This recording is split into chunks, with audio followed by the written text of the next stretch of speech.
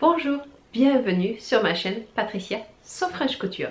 Tout d'abord, c'est vrai que je le fais pas souvent, mais je voudrais quand même vous remercier. J'ai de plus en plus d'abonnés, on arrive presque aux 500 abonnés. Merci beaucoup, c'est très gentil de me suivre dans mes différents podcasts couture, dans mes différentes aventures de couture.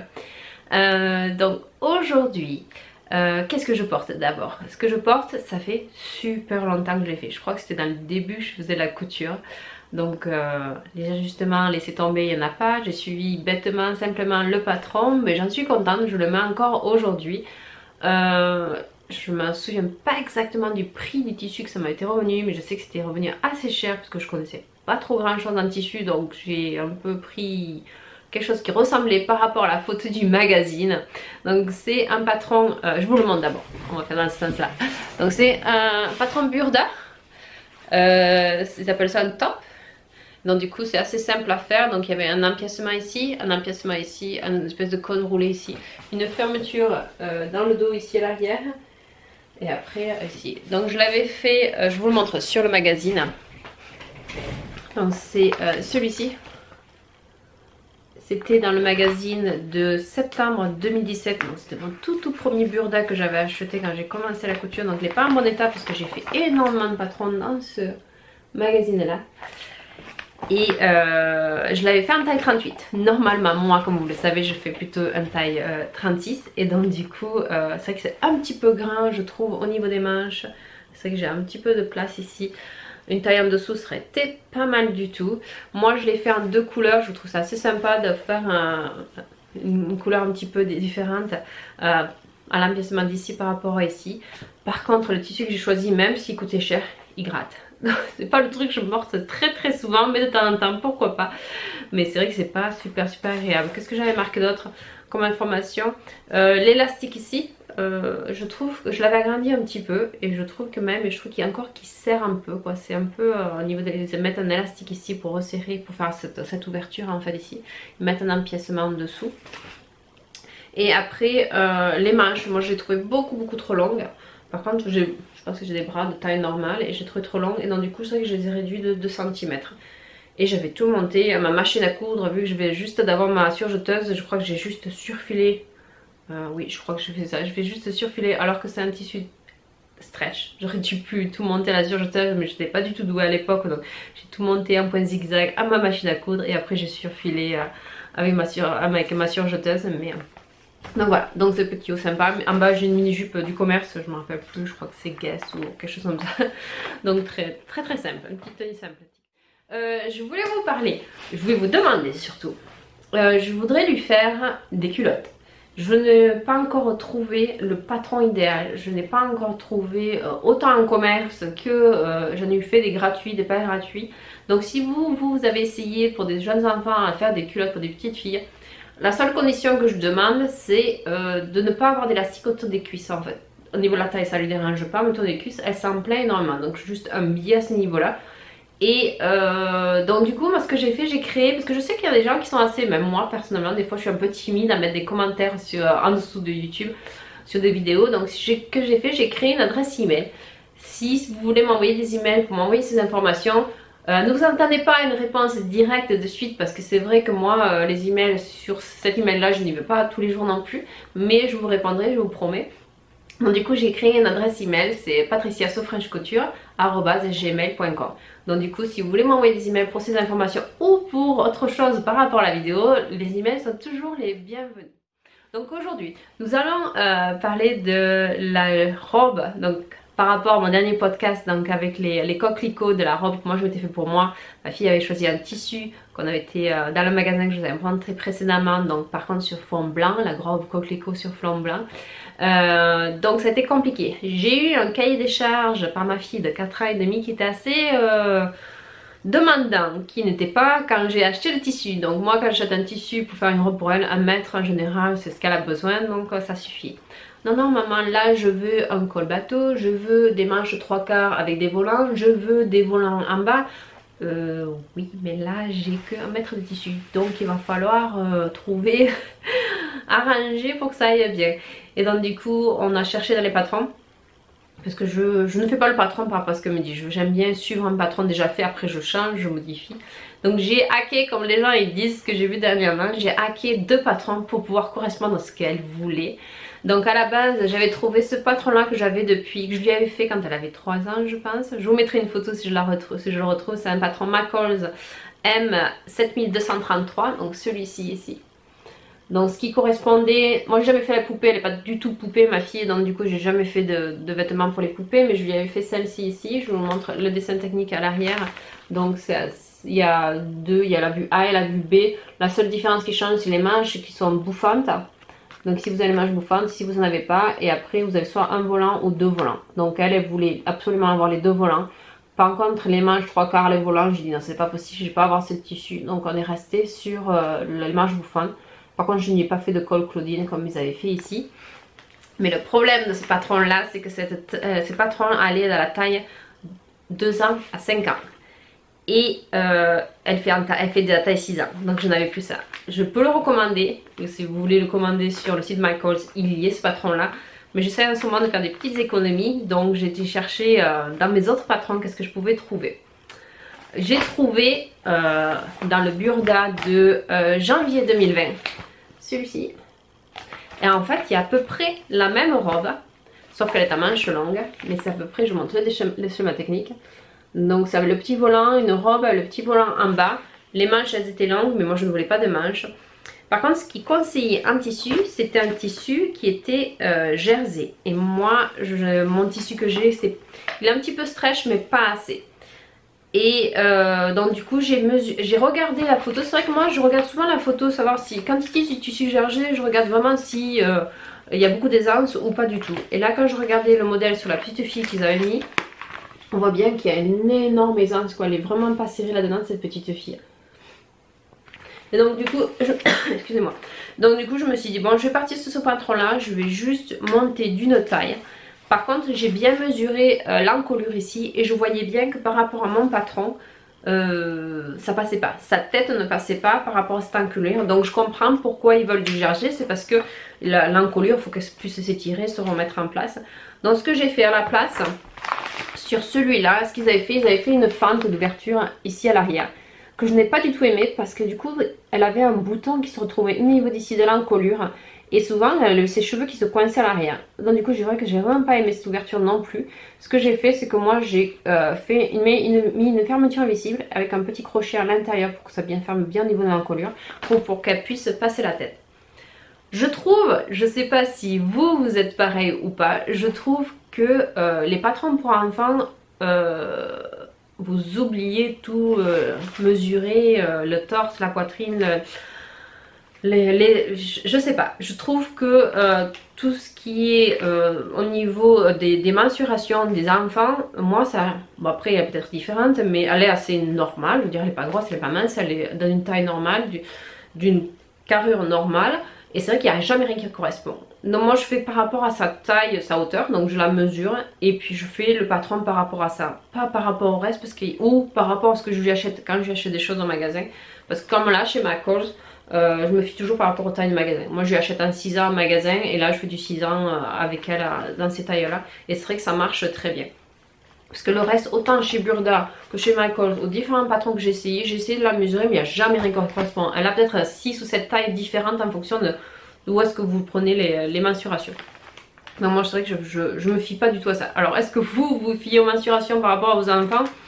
Parce que moi, ça ne marche pas chez moi.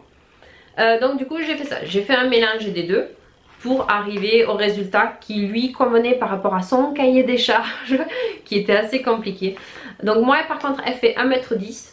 Normalement je lui coupe en Burda en 5,22 et puis en taille 6 ans. Là j'avais peur que vu que c'était pas un jersey très extensible, pardon, je suis partie... peut-être je devrais aller boire un verre d'eau et revenir. Je suis partie sur une taille 5,28 et c'est vrai que c'est un petit peu grand au niveau des épaules. Elle a les épaules qui tombent un petit peu.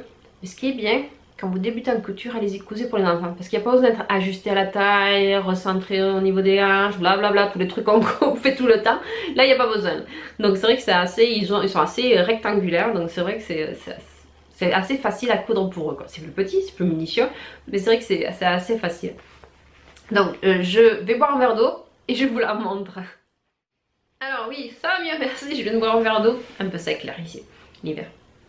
Donc voilà, donc c'est celle-ci. Donc je suis restée, donc j'ai fait un mélange des deux. J'ai pu mélanger mes manches bouffantes, en fait, qui sont prévues pour une taille 5 ans. Ce que j'ai fait, vu qu'il y avait en fait des frances au niveau d'en haut, j'ai fait un peu moins de frances. Donc c'est vrai qu'elles sont un peu moins bouffantes que ce qu'elles étaient. Et pareil ici pour l'ouverture, donc je les ai fait un peu moins bouffantes. Ce que j'ai fait, que eux ils n'avaient pas fait, ils avaient rajouté eux un morceau de tissu pour faire un gros biais au niveau des manches. Et moi je voulais avoir cette encolure comme ça avec un biais à cheval. Et donc du coup j'ai voulu rappeler ça au niveau des manches. Donc j'ai mis un biais à cheval et quand j'ai mis mes frances, je les ai mis à l'intérieur. Et pareil ici aussi, avec mes frances ici. Après au niveau de mes volants, vu que j'étais quand même assez limitée en tissu, c'est que j'ai pris la laise en entier en fait de mon tissu qui faisait 1,65 m, je crois que c'est le standard. Et donc du coup après je l'ai froncé. Et après je l'ai divisé pour que ça fasse les fronces bien tout autour. Et après donc du coup j'ai fait vraiment la longueur pour la longueur des volants, la longueur qui était sur le patron alcool pour savoir. Donc j'ai 30 cm je crois ce volant en dessous et 20 cm pour celui-là. Et après cette partie là c'est la partie du burda. Donc j'ai vraiment copié sur burda ici. Et ce que j'ai fait arrière par contre, c'est que donc je l'ai coupé. Oui désolé, il n'y a pas de raccord parce que avec un mètre de tissu faire une robe ça devient compliqué avec des volants dans tous les sens. Donc du coup j'ai fait un raccord. J'ai pas fait de raccord pardon, j'ai fait une fermeture éclair que j'ai coupée ici. Non, une fermeture invisible que j'ai arrêtée au niveau où c'est que je l'ai arrêté, je sais même plus. Ici. Et après j'ai mis le petit crochet ici pour bien fermer, pour que mon biais à cheval soit une belle fermeture. Et je vais boire devant vous.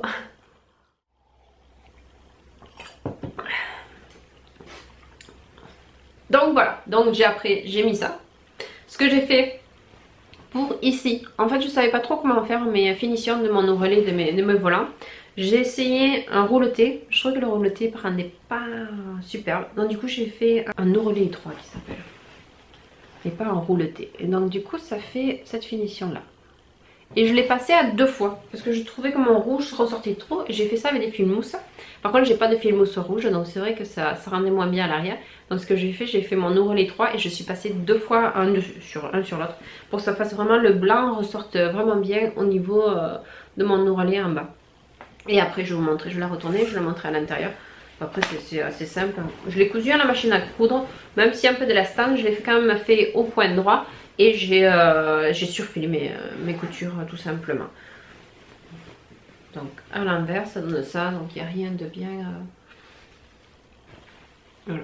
Et c'est vrai que moi j'ai juste ici pour mon volant, il est coupé ici. Et j'ai gardé vraiment le maximum. Je voulais pas couper sur les côtés, il fallait coupure ici pour perdre un peu de volant. Pour que vraiment ça fasse le plus évasé possible.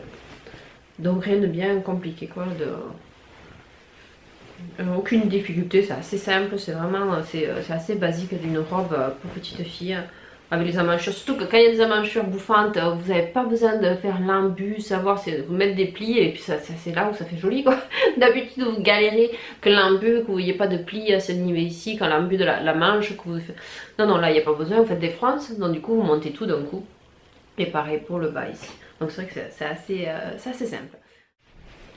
Ce que j'ai fait avec les chutes de ce tissu là, donc il me reste vraiment pas grand chose. Je crois qu'il doit me rester un carré de 5 cm par 5 cm. Donc ce que j'ai fait, elle voulait des petites barrettes, donc un petit nœud papillon tout simple. Et puis là pour le rappeler, le biais en fait que j'ai mis, je vais arriver à zoomer, le biais que j'ai mis à cheval au niveau de l'encolure et des manches. Et puis d'ailleurs j'ai juste cousu donc la barrette, je vais arriver à vous zoomer. Coucou. Voilà, j'ai juste attaché la barrette ici, donc j'en ai fait 2. Wow. Donc voilà, et puis là, ce que je suis en train de lui faire en ce moment, vu qu'elle doit porter des masques, donc le petit masque en bec de canard, donc patron internet, merci. Et voilà, donc j'ai plus qu'à rajouter les élastiques, ce qui me manque à finir, je vais le faire cet après-midi rapidement. Donc je vais vous laisser avec le petit défilé, avec la petite robe, et je vous retrouve tout de suite après.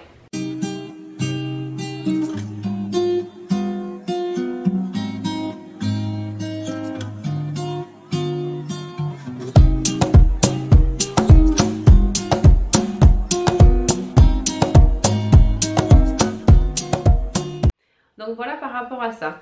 Je voulais vous montrer aussi autre chose parce que nous sommes dans la semaine d'Halloween. Je sais pas si vos enfants vont faire Halloween, moi non plus, je sais pas si elle va le faire ou pas. L'année dernière, j'avais fait ce qui est dommage quand on fait de la couture et quand on fait le déguisement d'Halloween, c'est que vous allez chez les gens et donc du coup, vu qu'il se fait froid ou qu'il pleut ou quoi que ce soit, ils mettent plein de manteaux et donc du coup, vous voyez plus le joli déguisement et tout ça. Donc si vous avez une nappe en plastique, je vais chercher, je vous remontre ça. Si vous avez une nappe en plastique, en fait, Julie fait ça. C'est un poncho, tout simplement. Et que je lui avais cousu. J'ai même pas cousu en fait. Une capuche en fait. Donc du coup, l'année dernière, quand elle était déguisée en belle bois dormant, elle avait son joli déguisement de belle bois dormant. J'ai mis des collants et tout ça, des pulls dessous, parce que du coup. Et puis par-dessus, pour que ça puisse se voir à travers, je lui avais fait ça. Et je lui avais mis juste, alors, c'est la nappe, je l'ai pliée en deux. Donc ça c'est le rebord de la nappe, donc j'ai rien fait ici. J'ai juste mis des boutons pression ici, des boutons cam ici sur les côtés pour qu'elle puisse passer donc les bras ici. Et pour coller, c'est pas le plus joli des travaux, mais pour coller, donc pour faire la capuche, donc pareil j'ai fait un ovale pour faire la capuche ici. Et là pour la coller, en fait la capuche pour faire l'ovale, c'est je l'ai fait au fer à repasser. Donc ce que vous faites, c'est que vous mettez un morceau de tissu et vous mettez votre fer à repasser, mais que la pointe, pas tout le fer à repasser en entier.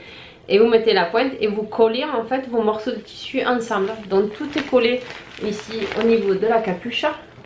Tout est collé avec le fer à repasser, la chaleur en fait. Mais mettez bien un tissu entre votre fer à repasser, ça sinon votre fer à repasser va être noir, va brûler. Et puis là, dans du coup, j'ai pu coller la capuche. Donc ça, je trouve ça super bien. Donc je sais pas si elle va leur remettre, voilà, elle est assez grande puisque c'est une nappe de table là, que j'avais achetée dans un magasin pas cher. Et puis donc cette année, je pense que pour Halloween, elle remettra ça dessus si on va faire toc toc chez les voisins. Je sais pas trop si elle va se faire ou pas. Ce que je suis en train de coudre en ce moment, donc je suis toujours en train de coudre avec les cadeaux de Noël, les petites choses que j'ai à faire à finir, les petites choses à fignoler autour de la maison. Et j'ai pas trop de projets, peut-être j'ai un petit haut pour moi qui arrive, on va voir ce que je vais faire. Donc pour l'instant j'ai ça, et après c'est tout, voilà. Donc vous vous posez sûrement la question, mais qu'est-ce qu'elle est en train de faire ici? Je vous laisse dans 2 minutes avec quelqu'un d'autre qui va vous expliquer. Et je vous fais un très gros bisou et je vous dis à très bientôt. Ciao, bisous. Bonjour, ça c'est le... Qu'est-ce que c'est? Une robe de lady. D'accord. Qu'est-ce que ça va être alors? Ça va être une robe. D'accord. Et qu'est-ce qu'il y a en haut? Il y a en haut, mais le haut ça a des lâches, ça va avoir des petits volants. D'accord, en haut avec des volants. Et après en bas? En bas ça va être pas tout comme une jupe. D'accord. Ça va être comme une part en bas et puis ça revient en haut. D'accord. Dans le dos, ça va être comme du voilage, comme pour faire une cape. Mais après, je vais mettre 2 doublures. 2 doublures? D'accord. Donc en haut 2 doublures. D'accord, comme un voilage. Et le patron, c'est... C'est quoi le patron que tu as choisi? C'est le patron... Quel est le patron que tu as choisi? Quel C'est est le patron Burda. Burda? D'accord. 21. 2011? D'accord. 21. D'accord. Tu leur dis au revoir maintenant? Au revoir. À bientôt. Un petit pouce. À très bientôt. Au revoir.